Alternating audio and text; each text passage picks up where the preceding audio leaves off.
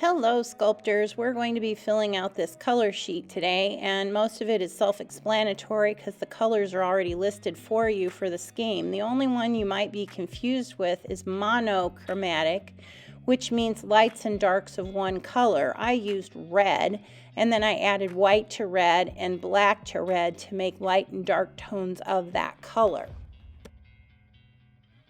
So as we get done with our color worksheet, we're going to be looking at the different schemes, and I'm going to pick a scheme that I'm going to be creating a paper sculpture out of. I'm going to pick the cool color scheme. So I'm going to get greens, blues, and purples, and there's light tones of each color, and I'm just going to select one of each. Then I'm also going to select a background paper. This is going to be the paper that you build the sculpture onto. So for my sculpture, I'm going to pick black as my background color. And for my armature or base of my sculpture, an armature is something that you build up on, like the bones of your body are the armature. They are what the muscles and skin lay on. So I'm going to be using black paper, and I'm going to be making a conical armature, so a cone armature.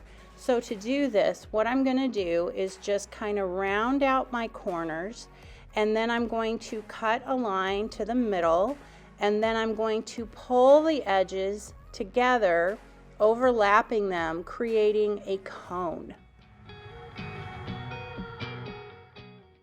Now for the gluing process, we're going to be using a cup with some glue and a brush. And we're going to be applying a little bit of glue where the seam goes together. So here I'm tapping my brush into the glue, adding a little bit of glue, and I'm going to be pressing it together, holding it for 10 seconds. So here I go, I'm putting it together, I'm holding it. 1001, 2, 3, 4, 5, 6, 7, 8, 9, and 10. Now it should be stuck enough for me to let go of it and it'll stay together. Now comes the part where I'm going to be using 2 to 3 sculptural building ideas that you got from the video on what is a sculpture. So you're going to have to use 2 or 3 sculptural ideas. I'm using strips. I put the strips in a crimper. You don't have to do that. And I am using the twist method to build a sculpture. And you can see I'm twisting my objects into a pattern, and I'm holding it for 10 seconds each time I place a new piece on. Then for my second sculptural technique, I'm using a tassel and I'm twisting it and I'm gluing that on the top.